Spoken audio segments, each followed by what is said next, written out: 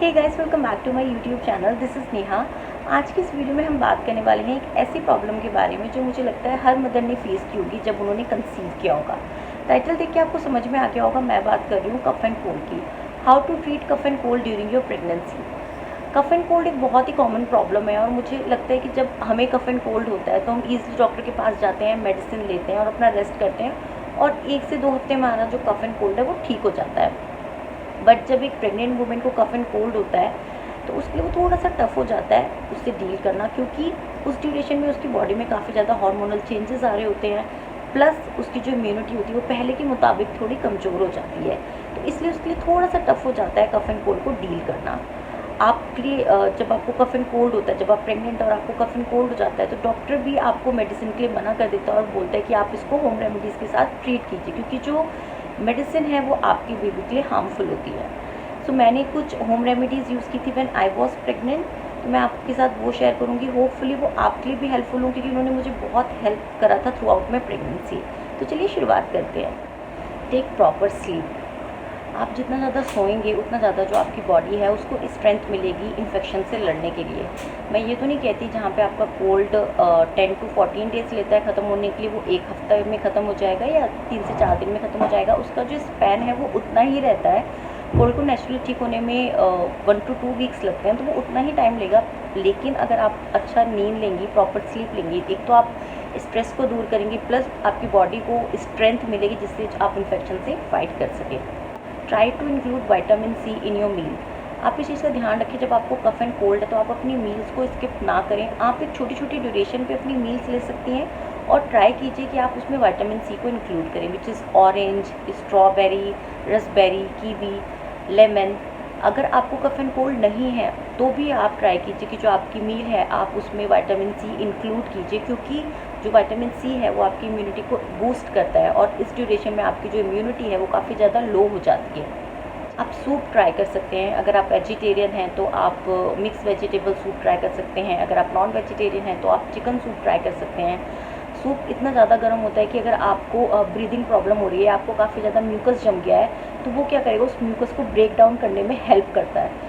आप इनटेक कीजिए chicken soup या आप वेजिटेबल सूप का, उसके आधे से 1 घंटे बाद आप देखेंगे कि जो आपका म्यूकस है वो ब्रेक डाउन होने लगता है और आपको ब्रीथ करने में ईजी हो जाता है। अगर आपको काफ़ी ज़्यादा ब्रीदिंग प्रॉब्लम हो रही है और आप स्लीप नहीं कर पा रहे हैं, मतलब आप सो नहीं पा रहे हैं, तो आप ट्राई कीजिए कि कपल ऑफ पिलोज़ को आप अपने नेक के नीचे लगा लें, जिससे कि आपको ईज़िली ब्रीथ करने में आसानी हो जाए।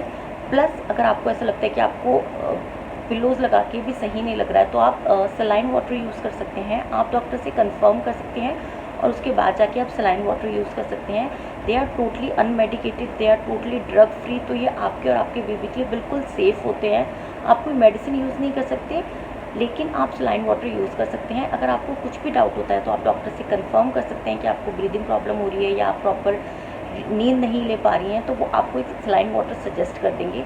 जैसे कि मैंने आपको बताया, they are totally drug free, तो आपको इस चीज़ के लिए डरने के लिए कोई भी ज़रूरत नहीं है कि वो आपके लिए या आपके बेबी के लिए हार्मफुल हो सकता है।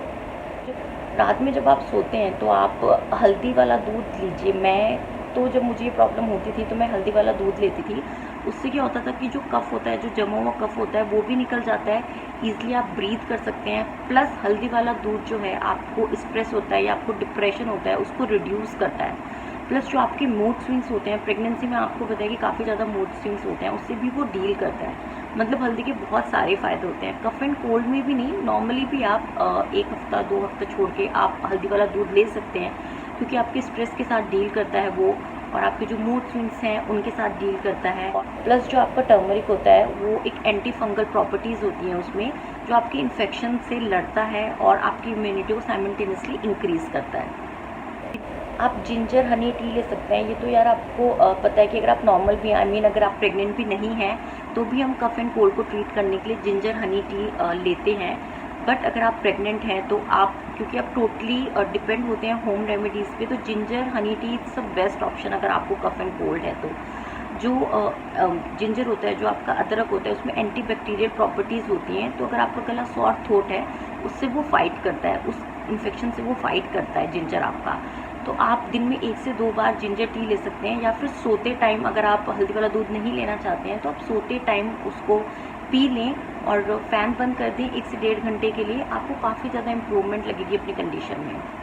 मैं तो यार मैं आपके साथ सीरियसली बताऊँ तो मैं बेसन का हलवा भी खाती थी, बट कुछ जो विमेंस होती हैं उनके काफ़ी ज़्यादा टेस्ट हो जाते हैं प्रेगनेंसी में, तो कुछ मीठा नहीं खाती हैं, कुछ को घी नहीं पसंद होता, उनसे टेस्ट मतलब जो स्मेल है वो बर्दाश्त नहीं होती। तो मैं जब मुझे कफ एंड कोल्ड होता है, मैं नॉर्मली भी जो बेसन का हलवा होता है वो खाती हूँ अच्छे से गर्म करके, और प्रेगनेंसी में ये आपके लिए काफ़ी ज़्यादा हेल्पफुल होता है। रात को जब सोते हैं उस टाइम पर आप हलवा बनाइए और गरम गरम पतला हलवा बनाकर आप खा लीजिए। 1 से 1.5 घंटा आप बिना फ़ैन के सो जाइए, अपने आप को ढक के सो जाइए, और आपको उसमें काफ़ी ज़्यादा इम्प्रूवमेंट मिलेगी। अगर आपके गले में खराश है तो उससे भी काफ़ी ज़्यादा हेल्प मिलती है आपको।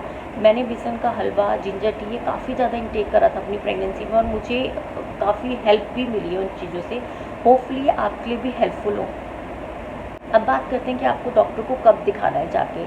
नॉर्मली जो आपका कफ एंड कोल्ड है वो लास्ट करता है 2 वीक्स तक। अगर आपका जो कफ एंड कोल्ड है वो 1 वीक के बाद आपको कुछ भी इम्प्रूवमेंट नहीं दिख रही है तो आप डॉक्टर को कंसल्ट कर सकती हैं।